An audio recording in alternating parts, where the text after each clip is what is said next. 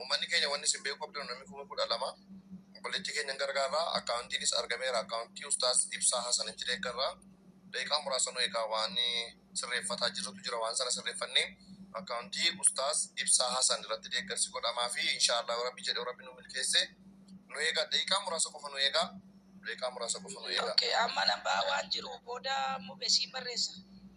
Mubaarak kamera ala koosi. Wanti yaadamuu qabu abdii amma aadaa kanaaf achitti manni ijaaramuuni achi turuun isaanii akka jirutti ta'eeti booduma yeroo dabarfatee illee namni kun aangoo qaba waan ta'eef karaan taaneen akka hin taane miidhuu akka danda'u kunis tilmaamamuu qaba sii galee yoo ofiisaa miidhuu dadhabee namuma illee intiniitti jedhee boru rakkoo irraan gahuu danda'a kanaaf naannoo sanarraa illee otoo siikte yookiin bakka biraa otoo qubattee akka yaada kiyyaatti gaariidha jedhee yaada isa gara fuulduraa dhufu si hooggantoota achii qunnamuuf yaalaa jirra bilbila kaasuu didanii kennoo qabanii hooggantootuma godina sanaatti illee nama 2-3 bilbila argadhee bilbilaan jira waan ta'eef waan akkasii godhaa fi abdii yeroo amma kana keessattuu qaama seeraa bichaa miti kawaa balleessaa jiru qaama seeraati kaaniyyuu walii wallaalleerra Oromoo haadhatti tanarra rakkoon gahuun malaa mucaa kanarra rakkoon guddaan gahuun malaa keessattuu isa irraa lubbuu kaanii oolchuudhaaf lubbuu kaanii balleessuun gaarii miti waan ta'eef filiis waan kan akka salphatti ilaaltanii hin cadhisinaa isiniin jechuu barbaada. Bilbilaan kaasuu bilbilaarraa dubbadhaa isin bilbilaarraa.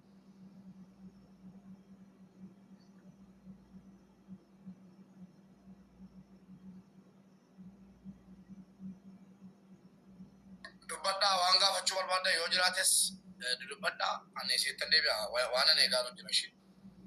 Share godhaa isin immoo. Mubee wanni gaafattoo jiraate gaafadhu itti dubbadhu wanni wajji haasoftuu jiraate maatii qabdii akkamii akka waan akkasii san sii galee.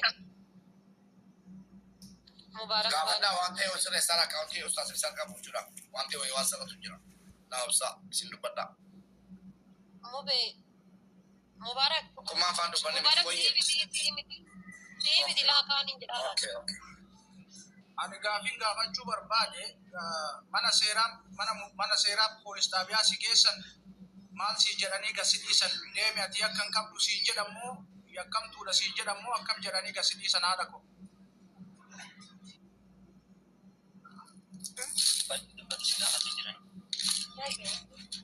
Irra deebiif mubee irra deebiif gaafin dhageeffanne. Warroonni milishoonni isi akkasii ispoortii dalasiisanii tuman sun poolis xaabiyaa geessaniiti waa itti murteessanii gadhiisan moo akkanumaan badhetti tumanii gadhiisanii naa gaafadhu. Waajjira nageessanii waajjira bicha nageessanii ispoortuma hojjechiisanii na gadhiisanii. Ispoortii iyyuu waajjiratti hojjechiisanii edaa.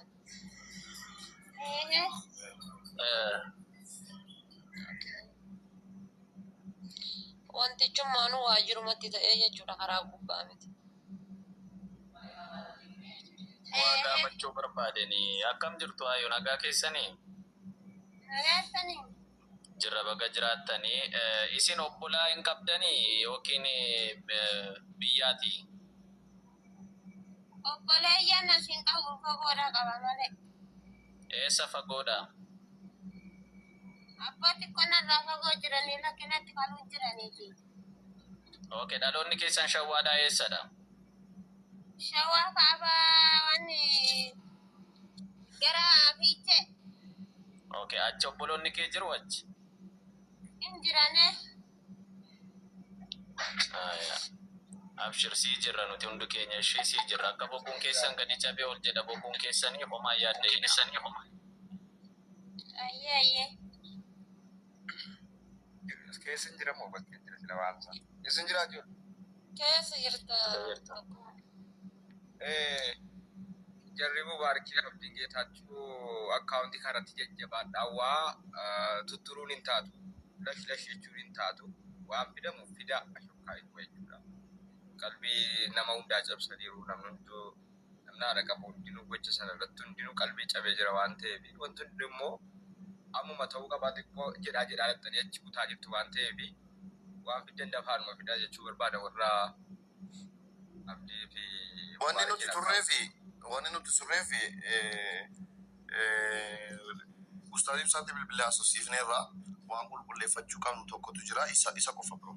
Malee wanti hunduu dhumeera. Akkas inni dabalataan moo waa'ee nageenya mucaa sana isa biraa waan argi dubbattanii hundinuu qalbii keessa qabaachuu qaba garuu mucaan kun yaada qaba waan ta'eef gatii kaffaluu qaba. Hidhamus ta'u waan dhufu qopheessuu qaba.